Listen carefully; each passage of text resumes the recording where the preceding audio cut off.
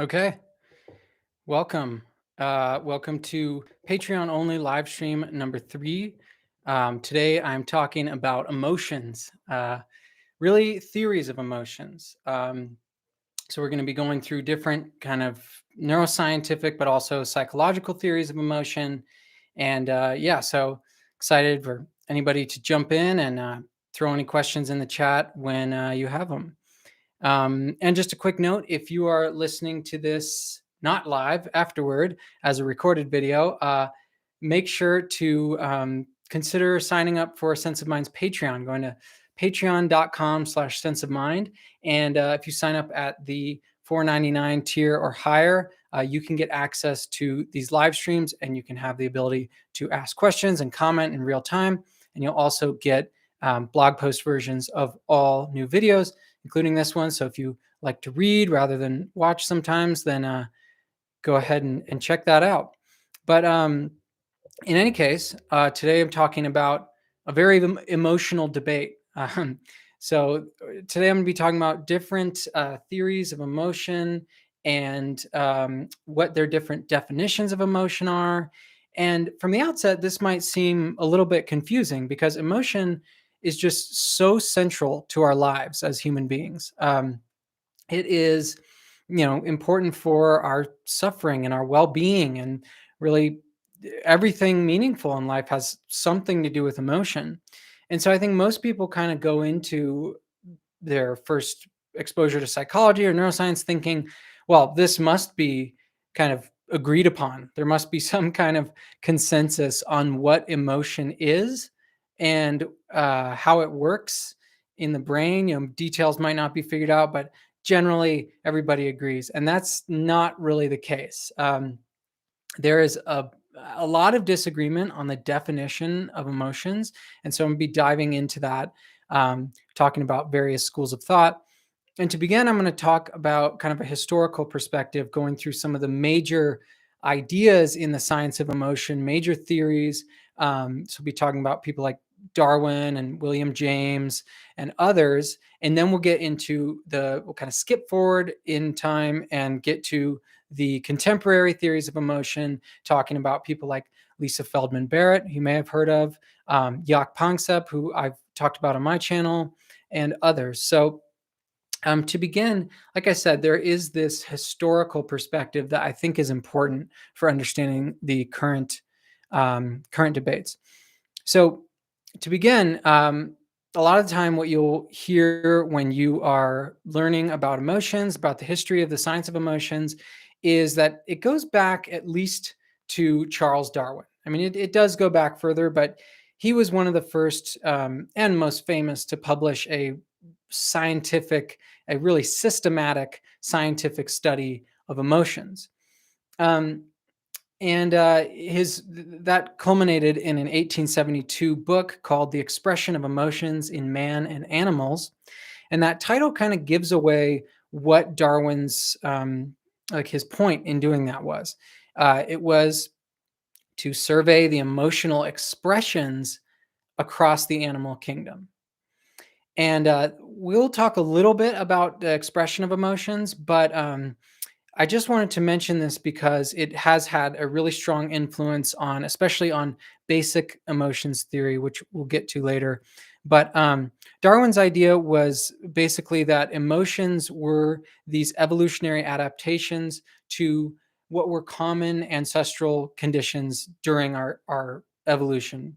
So the various facial expressions and bodily expressions that we have of emotion, the behaviors that we enact when we're under a particular emotion or experiencing a particular emotion, those are related to behaviors or motivations that had some kind of adaptive significance in the evolution of our species, of mammals, and going back. And so I'm not going to spend too much time on this, but I just want to mention Darwin. I want to quote him here, and this is something I'm going to be doing throughout this episode. Is really trying to encapsulate how these different theorists, these different scientists, see emotion in their own words. So this comes from Darwin's a quote from Darwin in an edition of the expression of emotions in man and animals.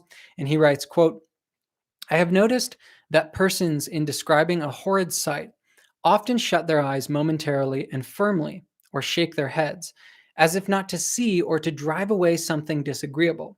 And I've caught myself, when thinking the dark of a horrid spectacle, closing my eyes firmly."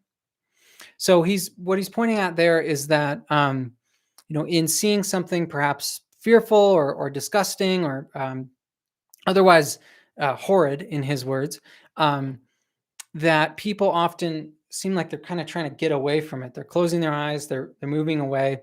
And he's saying that is a remnant, or perhaps that's a remnant of an evolutionary adaptation to dangerous or disgusting things in the environment. So it would be really adaptive to try to get away from something horrid, so that you're not the next victim, whatever it is. And this feeds into Darwin's idea about universal facial expressions, the idea that all people, and in fact, Darwin believed that many animals had these expressions that would show up in particular kinds of situations as a result of the emotions that they're experiencing. So you have a smile when you're happy, and you have this, as he says, um, closing your eyes, shaking your head, turning away from a horrid or a scary or some kind of otherwise aversive event.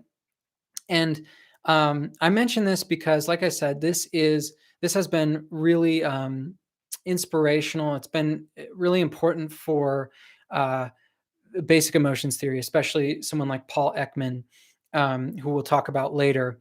But studying facial expressions and the universality of facial expressions. Now, this research for a long time was thought really solid. Maybe not Darwin's, but later on, Paul Ekman's, looking at people across cultures having the same kinds of facial expressions in the same sorts of emotional situations. But now this idea of universal facial expressions and even universal emotions is actually really controversial. And I'll talk more about that when we get to the contemporary theories. But it may or may not be true that people all around the world will naturally show the same facial expressions while experiencing the same emotions. So just keep that in mind. All right, next up is the next major development in kind of the theoretical understanding of emotions was William James, who is the father of American experimental psychology, and Carl Lang, who was a physiologist, and they actually independently came to this conclusion about what emotions are. And the basic idea is that emotions result from physiological responses to external events. So, and that each emotion has a distinct physiological response. So you're in some sort of situation that is emotional in some way, your body reacts physiologically, and then your brain interprets those sensations, that pattern of sensations, as a particular emotion.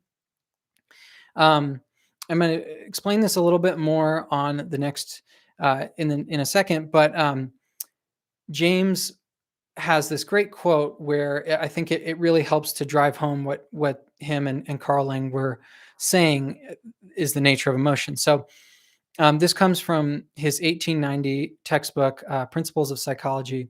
And James writes, quote, "Action seems to follow feeling, but really actions and feeling go together. And by regulating the action, which is under the more direct control of the will, we can indirectly regulate the feeling, which is not." Okay, I'll just stop there. He'll explain this just a sec, and so I'll just actually go on to that. So he says, "Thus, the sovereign voluntary path to cheerfulness, if our cheerfulness be lost, is to sit up cheerfully and act and speak as if cheerfulness were already there." So I think this resonates with probably anybody who has been told, sit up straight and smile, and you'll start to feel happier. And it really does seem to kind of work. There seems to be something to this idea that the body has a strong influence on our emotional experience. And that's going to be a theme that comes up throughout the different theories and the different ideas that we talk about in this episode. But the next thing I want to highlight with this is that I'm going to be coming back to this scenario in a minute. And the scenario is that you should imagine you're walking in the woods and you suddenly see a snake on the path in front of you. And I've actually had this happen to me before. I'm sure a lot of people have had this happen, but I was running one time. I live in the mountains of Colorado, and I was running on a path, and a huge snake, I'm talking at least like 3 feet long, shows up on the path just out of nowhere. I've never seen a snake this big in Colorado. I don't even think they naturally live here. It seems like it was somebody's bull snake or something that escaped and was out there. And I stopped, and yeah, this is what happened. My body immediately responded to this potentially threatening situation by increasing heart rate, tensing muscles, and sweating. And I guess I was already running, so some of that was already happening. But the point is that the James-Lange theory would say that that bodily response happens first, and then my brain interprets that response as fear, as an instance of fear. So then I start to feel fear and then run away. In this case, I actually just stopped and started filming with my phone because I was kind of in awe of this crazy snake that was there. So we'll come back to that scenario throughout this episode, but there's, like I said, there's some evidence for this idea in the sense of if you smile, you start to feel a little bit better, or you sit up, you feel better. The body has an influence on our emotional experience. But later on in, in the 1920s, Walter Cannon and Philip Bard, two physiologists, they came up with a different theory. They were kind of responding to the James-Lange theory, and they said that, and this is called the Cannon-Bard theory. So it says that the brain processes sensory information and then simultaneously sends signals to the body and kind of emotional centers in the brain. And so like emotional and physiological reactions occur simultaneously and independently. So they're not, it's not that you're sensing the bodily information and then saying, oh, I feel afraid. It's that there is a kind of, the brain is seeing this situation and then creating an emotional experience. And I'll just do that same situation that we just talked about with the snake. You know, you're walking through the woods, you suddenly see the snake on the path. So according to the Cannon-Bard theory, your brain would process the sensory information about the snake. So you see the snake and simultaneously trigger a physiological response. So it's like the meaning about what is that? That's a snake. And the physiological response are triggered simultaneously. And the subjective experience of fear kind of results from that. And in this case, you would feel fear at the same time as your body responds to that situation. So it's kind of a more simultaneous thing that's going on, resulting from the brain's processing of the sensory information, in this case, a snake.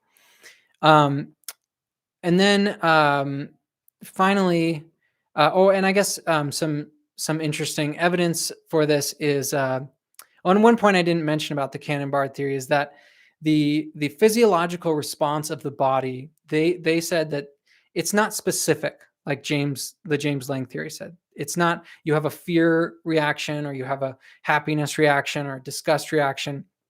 Instead, the physiological responses are fairly generic, and at least at the level of the body. So, you know, you might have, tensed muscles or increased blood pressure or increased heart rate in response to many different kinds of emotion. And that indeed does seem to be the case. It seems like, at least at the level of physiology, it's hard to detect differences, if there are any at all, between the kind of physiological response the body has to various emotional situations. So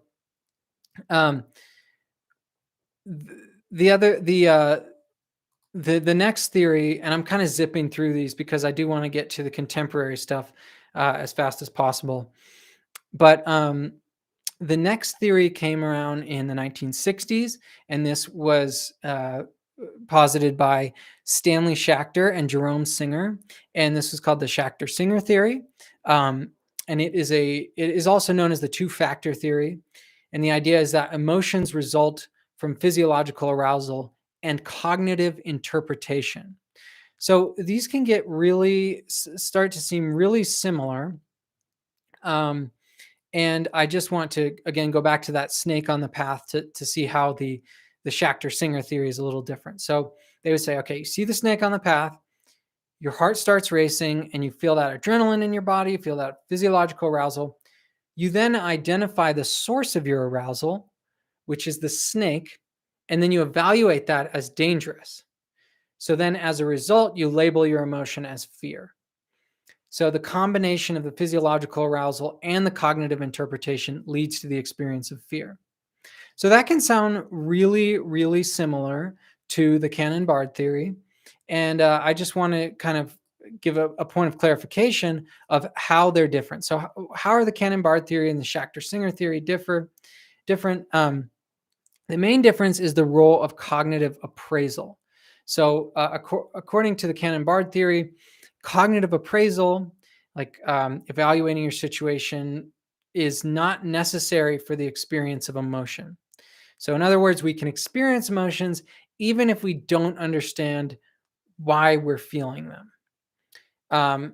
And then according to the Schacter-Singer theory, cognitive appraisal is essential for the experience of emotion.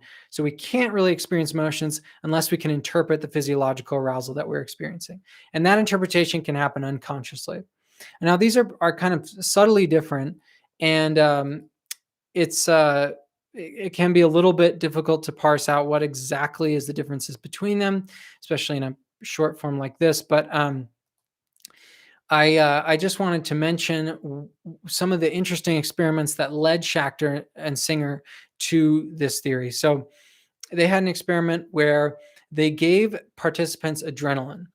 And some of the participants knew that the adrenaline or that the shot they were getting would cause physiological arousal, and others didn't. So that was kind of the two different groups they had. One knew what adrenaline would do, one didn't know what the injection was. And then they put them into situations that would induce an emotion like happiness or anger.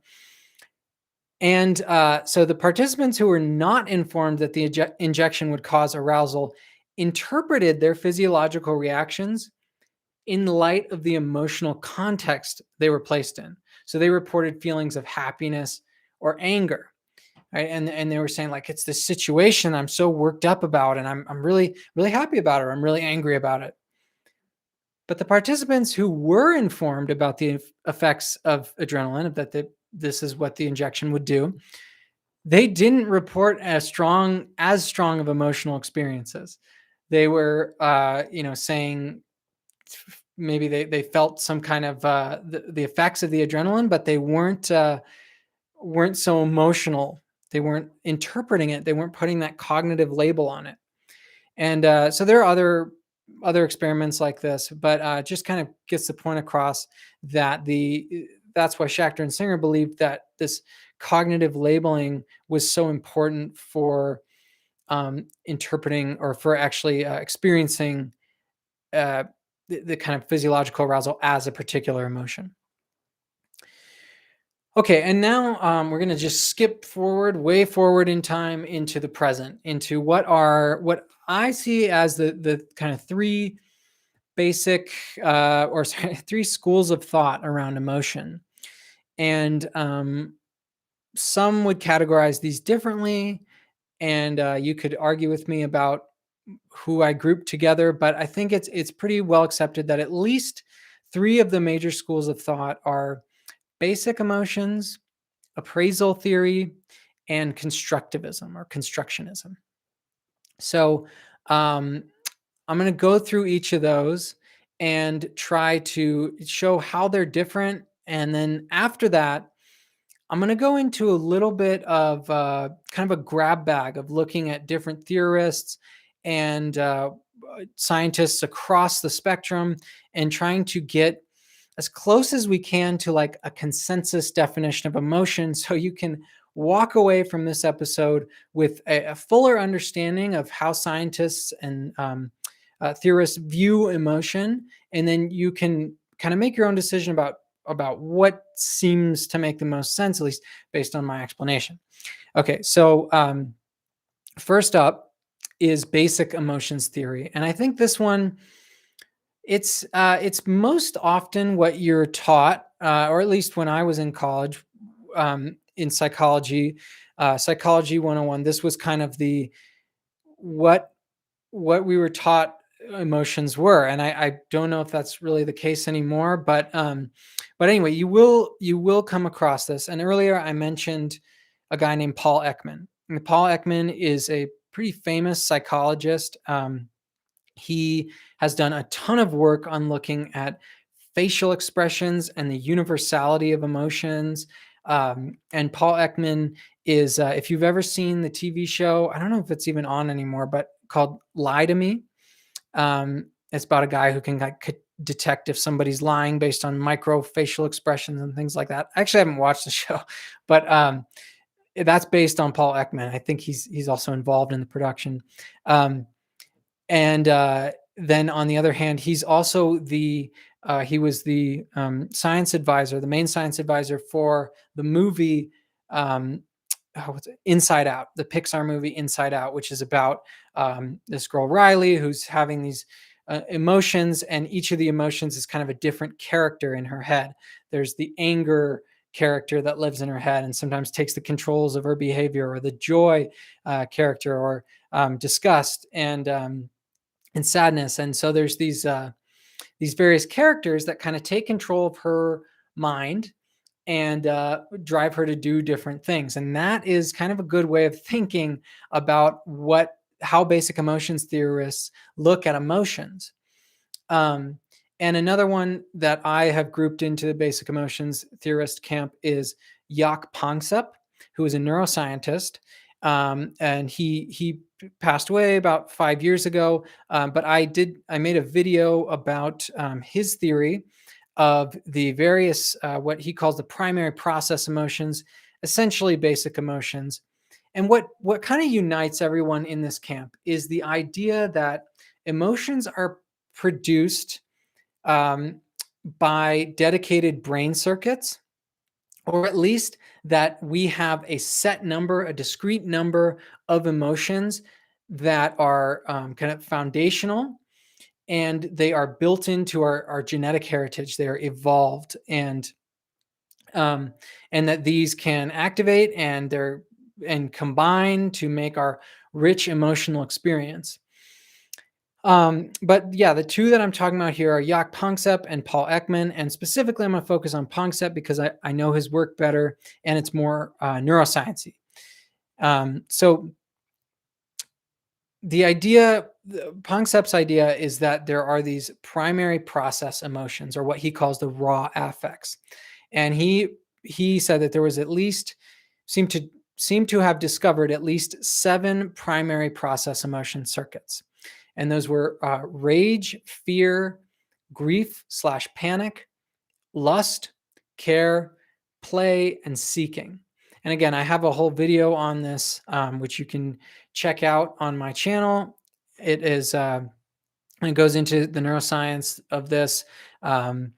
But the idea is that there are these circuits specifically in subcortical brain regions going through areas like the periaqueductal gray, which is part of the brainstem, to the amygdala and hypothalamus, and other brain regions might be involved depending on which emotion you're talking about. But that activating these particular circuits would activate the experiential and behavioral components associated with those emotions.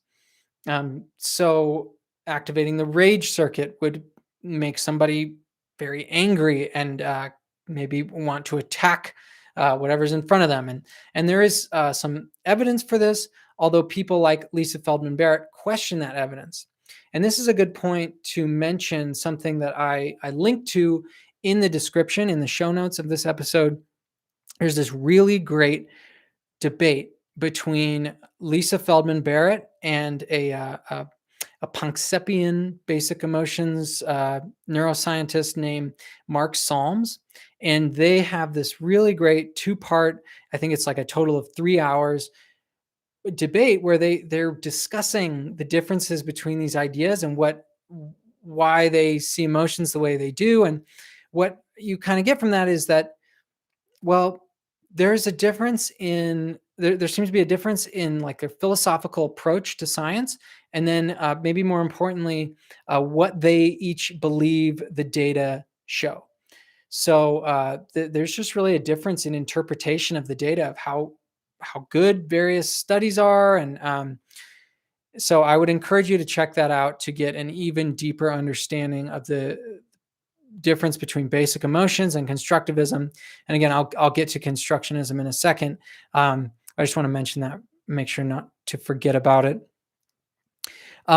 So to wrap up the kind of Jaak Panksepp's view, two of his students wrote an article in 2019. Their names are Kenneth L. Davis and Christian Montag. And they wrote about the notion of the primary process emotions. And I'm just going to quote them here to continue trying to kind of give you this from the words of the theorists themselves. And so Davis and Montag write, quote, "The primary process emotions require no learning. It is not necessary to teach a child to become angry, fearful, or to panic after having lost sight of parents in a crowd. Nor do we need to teach children how to play. These evolved foundational tools for living are somehow automatically built into our heritage. However, these evolutionarily/genetically endowed primary process emotional brain systems are not fixed functions, but are able to learn and adapt to novel environmental experiences throughout the life of an individual." End quote. So they're highlighting that these are evolutionarily, genetically programmed into our brains, yet there is extensive learning and regulation and changes that can happen because of the influence from higher brain regions onto these circuits throughout the life of the individual. And then I just want to quote Ekman about his definition of emotion. So you can kind of see how it compares to the different theories I've already talked about, and you'll see how it relates to the other theories as we get to them. But Ekman wrote, this comes from a 2019 blog post where he wrote, quote, "Emotions are a process, a particular kind of automatic appraisal influenced by our evolutionary and personal past, in which we sense that something important to our welfare is occurring, and a set of psychological changes and emotional behaviors begins to deal with the situation." So he, it's interesting because he's saying that they are influenced by our evolutionary and personal past. So again, there's sometimes this caricature of the basic emotions camp that says that it's just like the characters in Riley's head in Inside Out. They're just, anger is taking control, and then we're angry, and that's it. That's how as complicated as emotions are. But that's not true. Both Ekman and Panksepp, who are arguably kind of the foremost basic emotions theorists or schools of thought, both acknowledge that there is this huge role for learning, for our personal past, for our culture. So I think that's really good to keep in mind as you kind of continue to learn about emotions. Okay, so the next major school of thought is appraisal theory, and this one is going to sound a little bit more like some of the historical theories we talked about, like James-Lange and Cannon-Bard and the Schacter-Singer theory, but you'll notice some differences. So there's this, I mean, in essence, there's this idea that emotions are generated through cognitive processes that are evaluating the personal relevance of our experience, what's happening in front of us, our lives, and that is kind of the process whereby emotions arise. So emotions arise from interpretations based on experiences, goals, and beliefs primarily. So you'll notice that there's not this emphasis on these particular emotions that get triggered because of particular kinds of circumstances and that these are genetically endowed. No, it's more like um, you're seeing a situation and then your brain is kind of producing an emotion in response to that based on your goals and beliefs. And I'll get a little bit more into that in a second, but just note that the appraisal process itself can be conscious or unconscious, and it can change with new information. But the person I want to focus on here is a psychologist named Klaus Scherer, and he has done a ton of really interesting, really amazing work in the science of emotions. He has some really cool papers where he tries to kind of tie together and show what the overlaps and points of disagreement between the different schools of thought are. He's someone who's really a big thinker. But I have this quote from him here from a 2022 article where he's discussing the different theories. And when he gets to appraisal theorists, which he is one of the foremost, he writes, quote, appraisal theorists have focused on the evaluation of the significance of events for the person's goals and preferences, as well as taking into account appraisal dispositions or biases and cognitive abilities. And then later on, he says, they suggest that the nature of the respective emotional experience depends on the outcomes of multidimensional appraisal processes, which involve, in a recursive fashion, several central checks or criteria. So you can already feel the difference between that and the Panksepp or Ekman type of view. And I'll admit I'm not as thoroughly. I haven't studied appraisal theory as much as basic emotions or as constructivism. So apologies if I'm getting this a little bit off. But my understanding is that modern appraisal theory is a process-oriented theory of emotion. So it focuses on the sequence of events that take place when we experience an emotion. So according to this theory, emotion begins with a stimulus that is appraised by the brain. And then this appraisal process involves at least three components. So valence, so we appraise the stimulus as positive, negative, or neutral. Congruence, we appraise whether the stimulus is consistent or inconsistent with our goals and expectations. And control, we appraise whether we can control the stimulus or not. So you put those together, and this process leads to physiological and behavioral changes, as well as subjective experiences of emotion. And as I understand it, Scherer does not reject the idea that there could be basic emotions playing out underneath all this appraisal. And but I'm a little bit shaky on what his exact position is on that, so I'm just going to leave it at that. So coming back to the snake scenario, you're walking through the woods, you come across a snake, and you're frightened by it. What would appraisal theory say? And again, I apologize if I'm not getting this perfectly right, but I guess first the first thing would be kind of novelty. There's a sudden appearance of a snake. This is new. It's an unexpected event, and this could activate various brain regions, especially the amygdala. And then we would go through this appraisal process, goal relevance. So is the snake's presence is maybe directly relevant to your goal of walking down this path and your personal safety and the congruence of that with your other goals. So this is not congruent to your immediate goal of staying safe or walking on this path. And then you would evaluate kind of your coping potential, so the ability to cope with or adjust to the situation, maybe by running away, staying still, or in my case, pop out your phone and start taking a video of it. And that this would, this appraisal process would result in the emotion of maybe fear, or I guess in my case, more intrigue, more awe, but fear if I got too close to it, if I was stupid enough to do that. Anyway, I'm going to move on from appraisal theory, and talk about constructivism or constructionism. These are often used as synonyms. And the most famous constructionist is Lisa Feldman Barrett. She wrote the book, How Emotions Are Made. She is like all the people I've mentioned so far, a giant in the field of emotions science. She has done some really interesting, amazing work, not just in emotions, but she has this theory of constructed emotion. And that is kind of what I'm going to be talking about in terms of what constructivism is, how it differs from appraisal theory and basic emotions.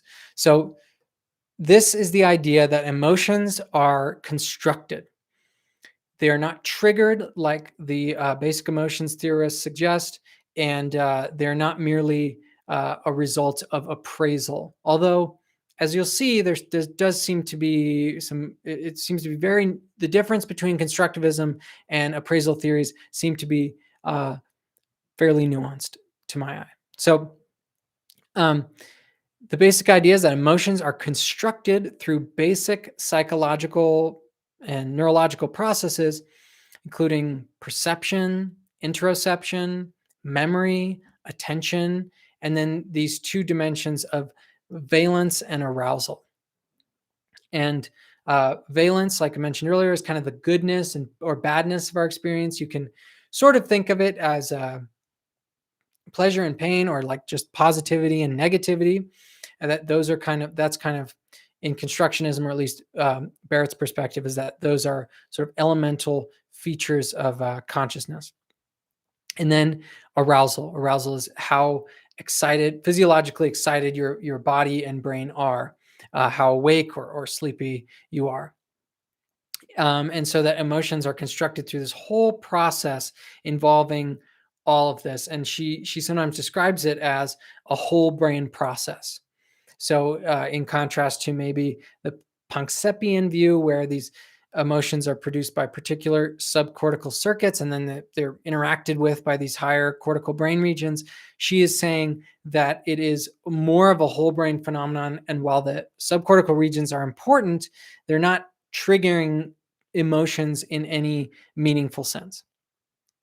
But she says also that emotions are context dependent, culturally variable, and they're continuously changing throughout our lives. So this is also has to do with them being generated through an integration of sensory inputs, memory, attention, and this happens through widely distributed neural networks. And she really points to networks like the default mode network, the salience network, the frontoparietal networks. These are primarily cortically based networks, and I'll get to that a little bit more detail in a minute. But I want to quote Barrett so that I don't completely mischaracterize her view, because it is nuanced, and it is, again, I point you to the debate between her and Mark Solms that is linked in a section of the description titled Related Content. So check that out. I really encourage you if you're interested in this kind of stuff. But Barrett writes in her Theory of Constructed Emotions, it's a 2017 peer-reviewed article where she writes, quote, "The brain uses emotion concepts to categorize sensations to construct an instance of emotion. That is, the brain constructs meaning by correctly anticipating, that is, predicting and adjusting to, incoming sensations.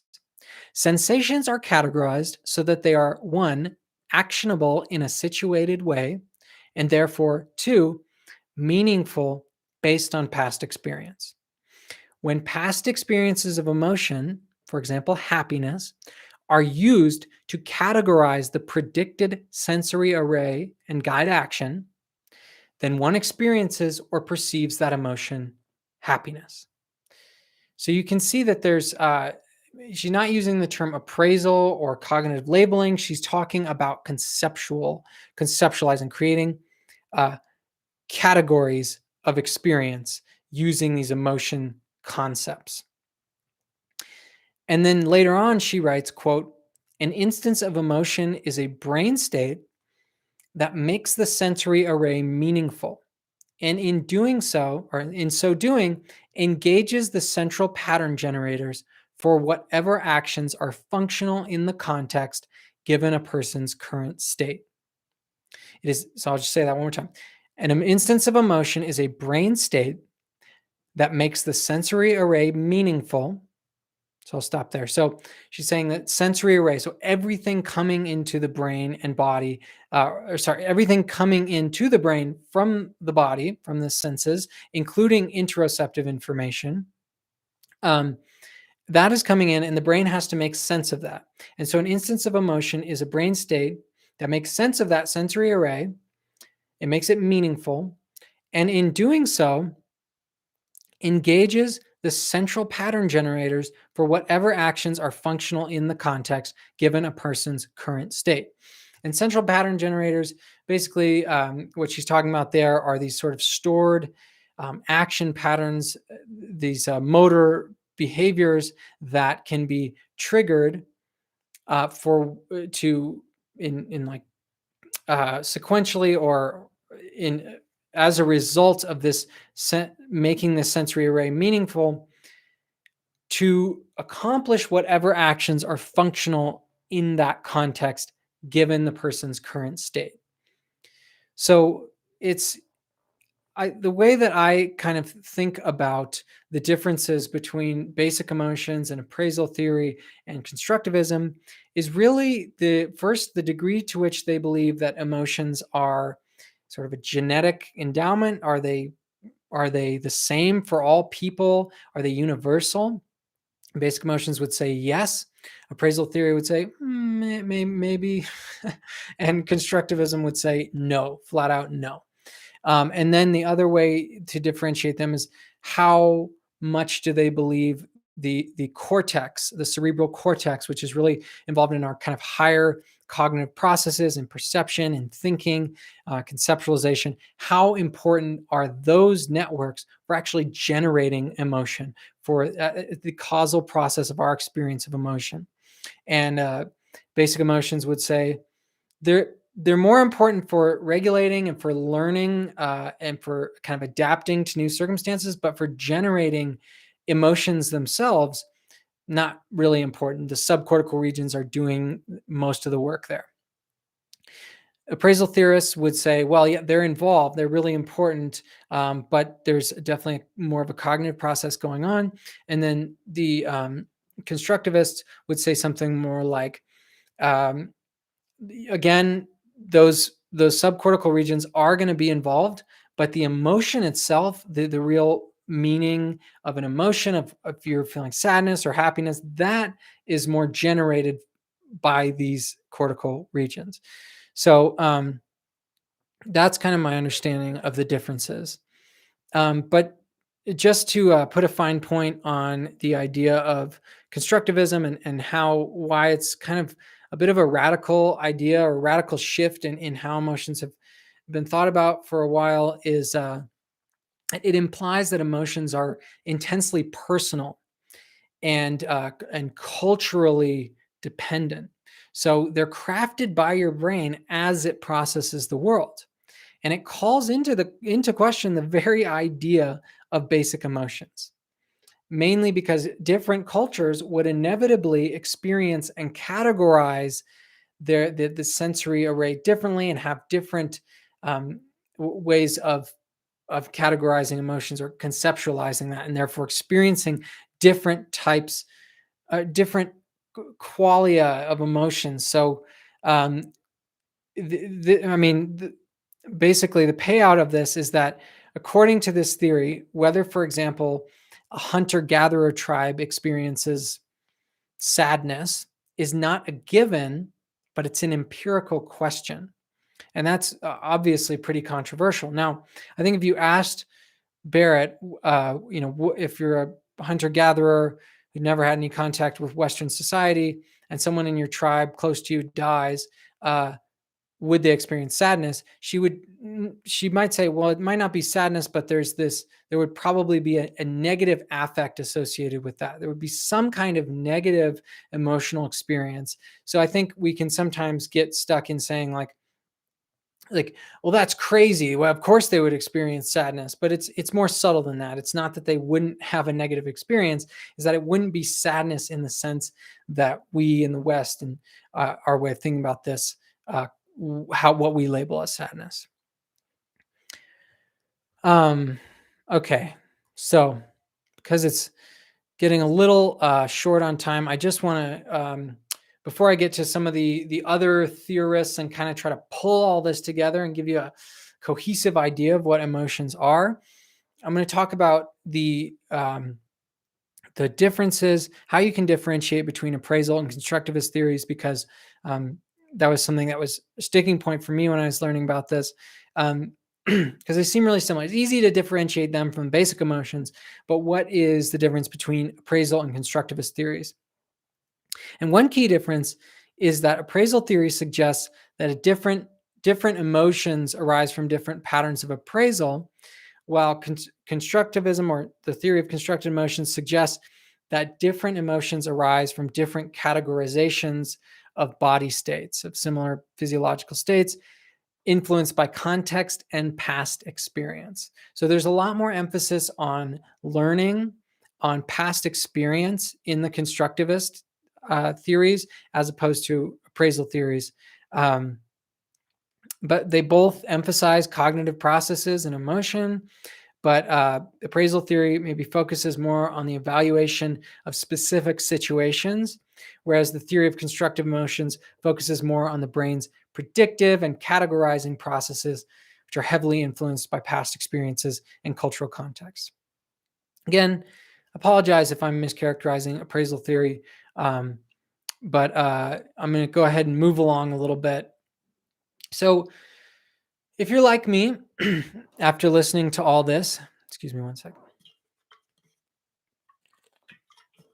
Okay, so if you're like me, you're probably listening to all this and thinking, what is an emotion? Like, what the heck is an emotion? Can we find any kind of consensus among these prominent scientists, among these people who are clearly looking at much of the same data, or they're thinking about the same problem and coming to fairly different conclusions? So I think one really useful way of doing this is going through kind of the spectrum and just, like I said, doing a grab bag of different theorists and reading quotes from them about what they believe an emotion is. And then we can kind of see that there is actually probably more consensus than it would seem when you take the kind of representatives from each of the different poles on the spectrum. So first I'm going to talk about Bud Craig, who is a neuroanatomist. I've referenced his work before in my video on interoception. He has a really amazing model that he worked out of how the brain does interoception, how it senses the body and the physiological changes, and how that relates to the feeling component of emotions. Excuse me. And in a 2016 chapter from the Handbook of Emotions, Craig writes, quote, "An emotion in humans consists of a sensation and a motivation with direct autonomic sequelae." So, from an evolutionary neurobiological perspective, emotions are not simply occasional events, rather, they are continuously ongoing. So, he's saying that his definition is that emotion is a sensation with a motivation, and there's direct autonomic sequelae. So that word, that means like the consequences or outcomes to the involuntary nervous system that controls physiological processes. So I think this is really incisive. I think he's pinpointing some of the maybe the three most important aspects of emotion. He's saying an emotion feels a certain way, that is, it has a sensation. It makes us want to take a certain action. There's a motivation. And it produces changes in the internal milieu of the body. So that's the autonomic sequelae. And we can all, I think, agree with that. And so to me, it seems to be compatible with all three schools of thought, although maybe more so with constructivism. And Craig's work is, I believe, has been influential for Barrett's theory as well. So Anyway, the next person I want to talk about, who you really can't get away from if you're in the neuroscience of emotions, if you think about it at all, is Joseph Ledoux. He has done a lot of super interesting work in the neuroscience of emotions, and his views have changed and evolved over the years. But in a 2018 article, Ledoux and his co-author Stefan Hofmann, they write about emotion, and they argue that I'll just read their quote here. They say, quote, "We argue that subjective emotional experience, the feeling, is the essence of an emotion, and that objective manifestations in behavior and in body or brain physiology are at best indirect indicators of these inner experiences. As a result, the most direct way to assess conscious emotional feelings is through verbal self-report." And so this is more of an article about the use of animals in emotion research. And they don't say that animal research is useless. In fact, it's a whole argument about why it's still useful, despite the fact, or despite their argument, that the feeling component of emotion is the essence. It's the essential quality of an emotion, but that the behavioral and autonomic or physiological changes are secondly important. They're not as important. They're secondary. That's the word I was looking for. So Ledoux, I really like that. I really like his emphasis on the feeling component, and that being kind of the essence of an emotion. The next person I'll talk about is Antonio Damasio. So Damasio, his views have also evolved over the years, but this is from a 2012 quote from his book, Self Comes to Mind. And he writes that, quote, "Emotions are complex, largely automated programs of actions concocted by evolution. The actions are complemented by a cognitive program that includes certain ideas and modes of cognition. But the world of emotions is largely one of actions carried out in our bodies, from facial expressions and postures to changes in viscera and internal milieu. Feelings of emotion, on the other hand, are composite perceptions of what happens in our body and mind when we are emoting." So he differentiates between emotions and then the feeling component of emotions. Emotions being the outward expression, the behavioral expression in our bodies, in our faces of emotions, and then feelings being what he calls the composite perceptions of what happens in our body and mind when we're emoting. And I love this definition because I think it pulls together some of these what seem like opposites. So first, he says emotions are complex, largely automated programs of actions concocted by evolution. That sounds almost exactly like Panksepp, like Ekman, like the basic emotions people. They're complex, largely automated programs of actions concocted by evolution. Boom. But then later on, he says feelings of emotion, on the other hand, are composite perceptions of what happens in our body and mind when we are emoting. So he seems to be saying that there are some kind of there's basic emotions, or at least there's something like that going on. But then the feeling component of emotion is a lot more dependent on our brain's kind of readout, our perception of what's happening in our body and mind when we're emoting. And that starts to sound a lot more like a constructivist, maybe. But you can see that there's not this super black and white picture going on here. There's kind of overlap in different areas, and it's a really complicated space of ideas. But you start to get a feeling for, okay, this is where different theorists agree. This is where they disagree. And the last thing I want to, or the last quote I want to read actually comes from a philosopher. And this comes from a 2016 chapter in the Handbook of Emotions. I believe it's chapter 1, actually. And this is and Andreas Scarantino. He's a philosopher, and he writes about what are the 15 points of agreement among emotion theorists. So I'm just going to read these off. It's a pretty long quote, but I think it will really serve to bring everything talked about here together. So he writes, quote, The majority of emotion theorists currently agree that 1. Emotion episodes involve, at least in prototypical cases, a set of expressive, behavioral, physiological, and phenomenological features diagnostic of emotions. 2. Each diagnostic feature has a range of variability. 3. Evolutionary explanations can be given for at least some emotions and or their components. 4. Most aspects of emotions are affected by socio-cultural factors. 5. The physical seat of emotions is the brain. 6. Emotions motivate actions in distinctive ways. 7. Emotions are generally object-directed. 8.